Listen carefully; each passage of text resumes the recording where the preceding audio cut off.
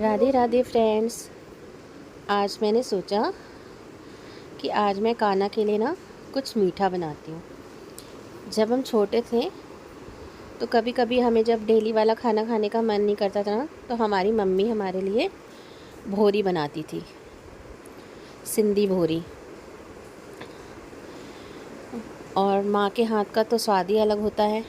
और यहाँ भी मैं अपने नन्हे छोटे लड्डू गोपाल के लिए बना रही हूँ। तो नॉर्मल आटा जो हम अपनी रोटी के लिए गेहूं का आटा गूंथते हैं, उसी का एक पेड़ा ले लेंगे। अंदर खूब सारा देसी घी डालिए और हल्का सा मैंने यहाँ पे नमक डाला है। बस अब हम इसका बेलेंगे, पराठे की तरह हम इसको बेल लेंगे, जैसे नमक का पराठा बनाते हैं। बस इसमें देसी घी अच्छा डालिए, इसका स्वाद देसी घी से ही आता है। और राधे राधे का नाम जपते हुए माँ के प्यार के साथ एक बढ़िया सा, ना ज़्यादा मोटा ना ज़्यादा पतला, ऐसी एक रोटी बना के तैयार कर लेंगे। अब मैंने तवे पे लगाया है थोड़ा सा शुद्ध घी, और इसे मैं दोनों तरफ से अच्छे से दबाते हुए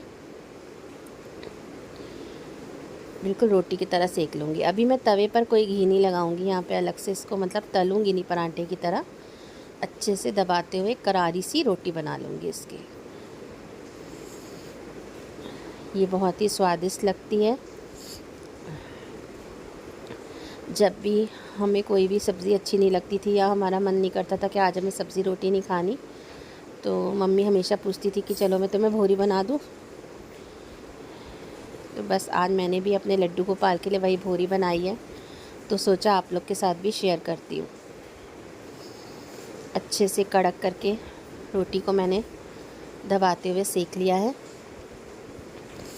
अब मैंने इस रोटी को एक प्लेट में ले लिया है। अब मैं इस गरम गरम ही इसके छोटे छोटे टुकड़े कर लूँगी। गरम है रोटी, बहुत ज़्यादा गरम है इस वक्त, लेकिन इसी वक्त ही हमें ये काम करना है।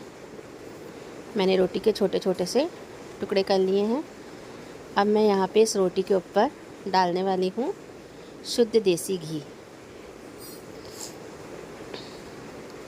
यहाँ मैंने घी ऐड कर लिया है। रोटी गरम है तो घी बिल्कुल मेल्ट हो जाएगा हल्के हाल। और यहाँ मैं ऐड करूँगी इसमें शक्कर। अब घी और शक्कर के साथ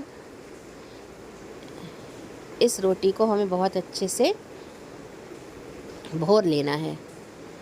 खूब अच्छे से इसको भोर भोर के हम इसकी एक भोरी बना लेंगे। देखिए यहाँ भोर भोर के हमने इसकी भोरी बना ली है। बहुत ही स्वादिष्ट लगेगी मेरे लड्डू गोपाल को, मेरे कान्हा को। हमने अपने लड्डू गोपाल का नाम कान्हा रखा हुआ है। चलो अब हम भोग लगा लेते हैं।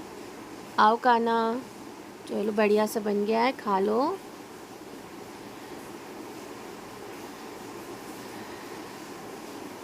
मीठी मीठी भोरी मेरे कान्हा को तो बहुत पसंद आई। आपको भी अगर मेरी रेसिपी पसंद आती है तो लाइक करें, कमेंट करें और शेयर करें। Thank you.